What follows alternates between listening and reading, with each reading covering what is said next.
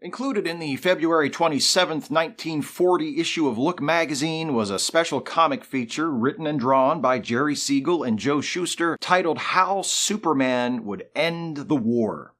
The war, World War II, had begun the previous September when Nazi Germany invaded Poland. The United States would not become directly involved for almost another 2 years. After Pearl Harbor, with American troops now shipping out to fight in Europe and the Pacific, the powers that be at what is now DC Comics decided that their roster of superheroes would not be depicted as taking a direct role in the war.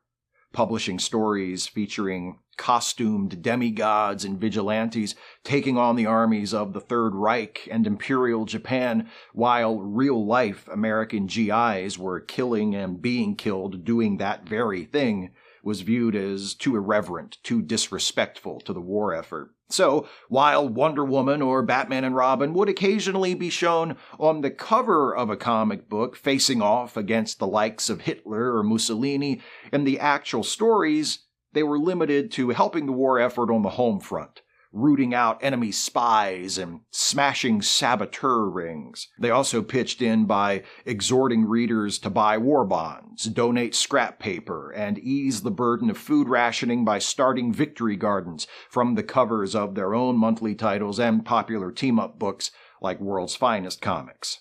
But prior to direct American involvement in the war, Superman creators Siegel and Shuster did indulge in a what-if scenario regarding the war.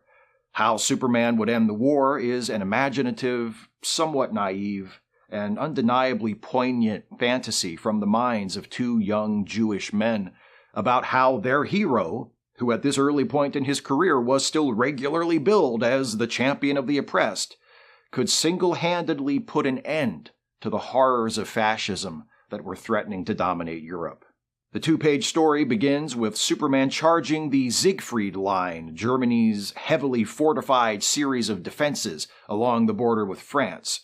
While German troops watch in disbelief from within one of the bunkers, Superman destroys their guns, twisting the barrels into knots.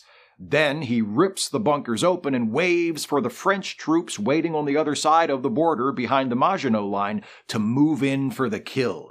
Leaping into Germany, flight was not yet among his consistently established superpowers, Superman smashes a German fighter plane out of the sky, then crashes through the roof of Hitler's mountain retreat. He dispatches a pair of guards, then grabs Hitler by the throat and takes off for Moscow, where he picks up Joseph Stalin and then heads to Geneva. There he deposits Hitler and Stalin with the League of Nations, announcing, "I've brought before you the two power-mad scoundrels responsible for Europe's present ills." In the next panel, with Superman standing proudly in the background, a judge finds Hitler and Stalin guilty of unprovoked aggression against defenseless countries. And that, presumably, is that. Hitler and Stalin removed from power, brought to the justice of an international court, and everybody lives happily ever after. Like I said, a little naive, but moving in its naivete and its earnestness. When Superman snatches hold of Hitler, he tells him, "I'd like to land a strictly non-Aryan sock on your jaw." And it's hard not to read those as not merely the words of Superman, but of his creators, who, were they in Nazi-occupied territory, would have been among those targeted for persecution and eventually extermination. There are other aspects of this story that make it a bit of a charming oddity.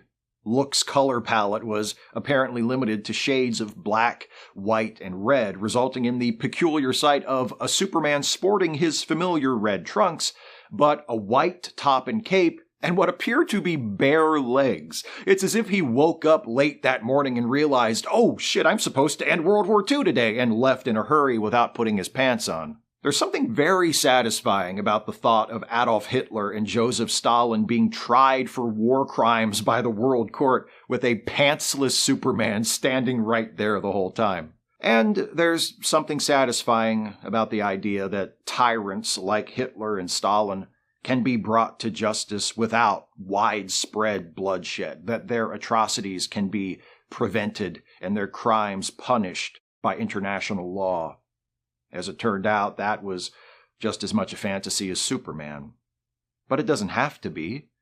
Maybe someday we won't need Superman to step in and stop us from killing each other en masse. Maybe someday we can learn to solve problems between nations using diplomacy and compromise rather than guns and bombs. Maybe someday we can learn to recognize and stop tyrants and dictators from gaining power in the first place. Maybe someday we'll finally start living like civilized people. Like I said, a fantasy. But a beautiful one. Just like Superman.